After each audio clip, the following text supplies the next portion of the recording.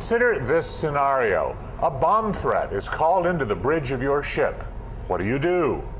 Unfortunately, we now live in a time where terror almost routinely includes the use of explosives, threatening commerce, threatening property, and threatening lives. In this program, we'll look at the threat posed by explosives and preventive measures to minimize that threat. Searching the ship effectively, confronting an explosive device, and effective planning and response.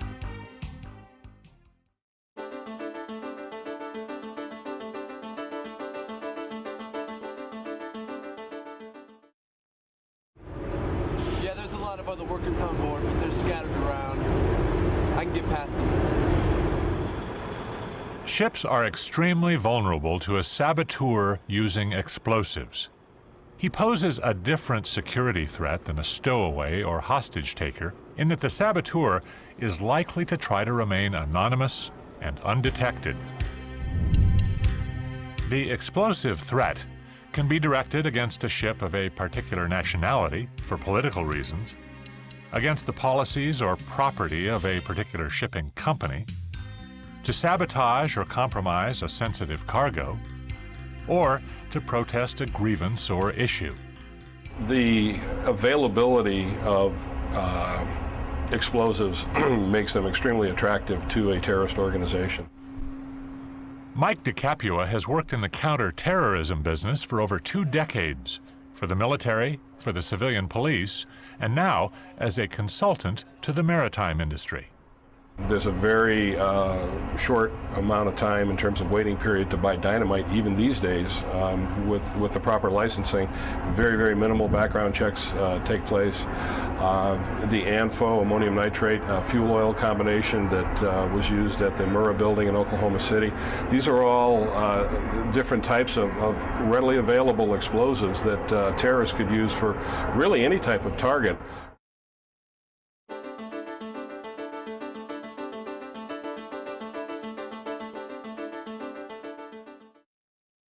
As we've seen from the horrifying headlines, it's often extremely difficult to stop a determined terrorist, especially one who's willing to commit suicide to fulfill his or her mission.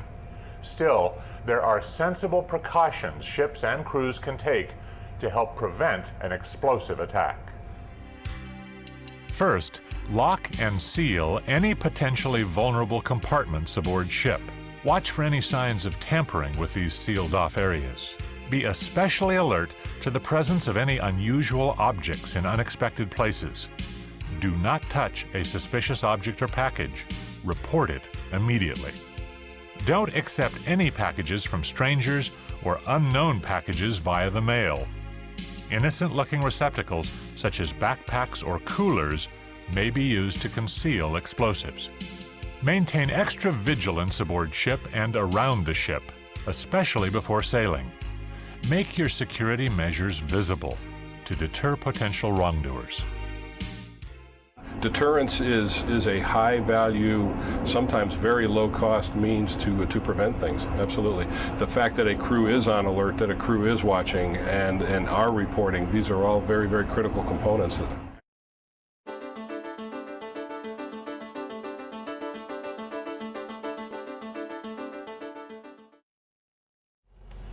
It's not very likely that an officer or crew member will simply discover a suspect device in the course of a normal day's work. It's more likely that the ship will receive some kind of forewarning from a police or intelligence agency, from the bomber himself, or even from his accomplices. If a bomb threat is received, the master will have to decide, is it real or a hoax? He must consider the source. A police tip will usually include an opinion on its authenticity. Telltale details of the warning will add or detract from its credibility. And unless there is clear and compelling evidence that the threat is false, he should order a search of the ship.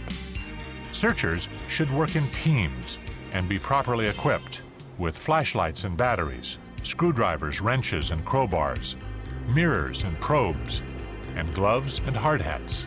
When you enter a building or a compartment, we usually look at eye level to determine if there are any threats that are immediate to us. And then we divide the room to an upper third, the eye third, and then the bottom third. And we do scans initially of all three of those areas while at the doorway. And then we start by assigning individuals, okay, you do the high search, you have the middle search, and you have the low search, and then physically go into the room or compartment thereafter. Searches should be organized, disciplined, and systematic, based on a search plan that's been drilled and practiced. Use checklists to guide the search, and record clean areas so that you don't search them twice. Look inside things, not just at them, behind, under, and above fixtures, for hiding places, not obvious places. Other search basics. Crew members don't search their own areas in case they're concealing something. Beware of unsafe radio equipment or transmissions which could detonate a device, and establish clear procedures on what to do if a suspicious device is found.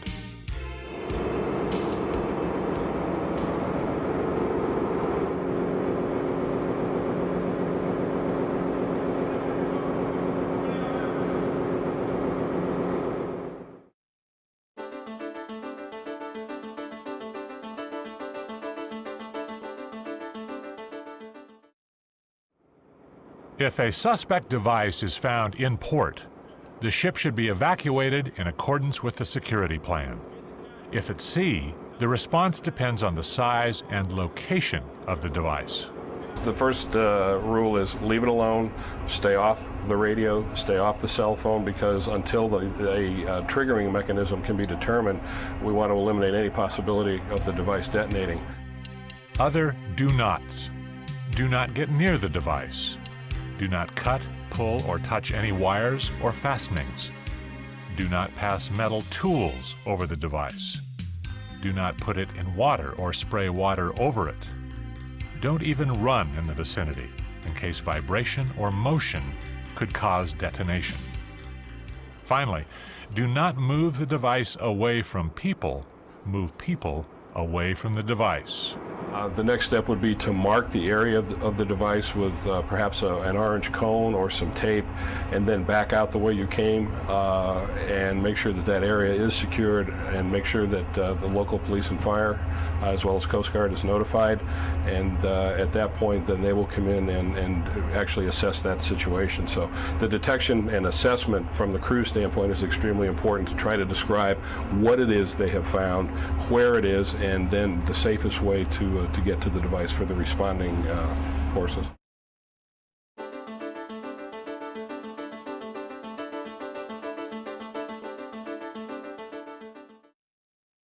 The skills necessary to respond well to an explosive emergency overlap a lot of other good maritime safety practices.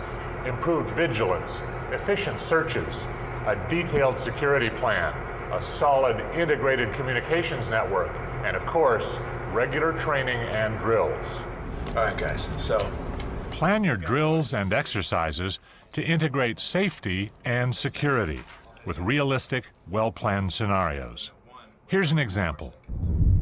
A suspicious device is found in a paint locker. Officers and crew are required to isolate the device and give the proper notification. Preventing terror, vandalism, and sabotage is a team effort. The ship's security officer and his fellow officers must be part of an integrated and coordinated plan involving resources well beyond the confines of their ship or even their specific port of call. In your planning and response exercises, keep in mind all these contingencies. Are you at sea or in port? If in port, do you have specific contact information for security matters and a coordinated plan? The key to the successful protection of a vessel and facilities in port is a coordinated plan that involves all the maritime industry agents, as well as the Coast Guard and local police, fire, and health officials. It's not a one agency can do all in this day and age. 21st century maritime security is a brave new world with new boundaries, jurisdictions, and responsibilities. and a much greater emphasis on planning and integrated communication. We had a saying in the SWAT business, plan the plan, train the plan, exercise the plan, and then fix the plan based on the exercise. So the first step is to come up with a very simple yet credible, viable plan that addresses the major threats to the vessel, and then train the crew on the various responsibilities that they would have and roles in that plan, and then go ahead and drill it and make it as realistic as possible. And I would encourage the use of local port facilities, Coast Guard, local police and fire, and that's something that we're starting to look at too now, is how to integrate that more. In this program, we've looked at the threat posed by explosives and preventive measures to minimize that threat, searching the ship effectively, confronting the explosive device, and techniques for effective planning and response. Explosives are just one of several threats we face in an age of global terror. That hard fact has created some positive responses, however, resulting in greater vigilance, safety, and security consciousness in port and at sea.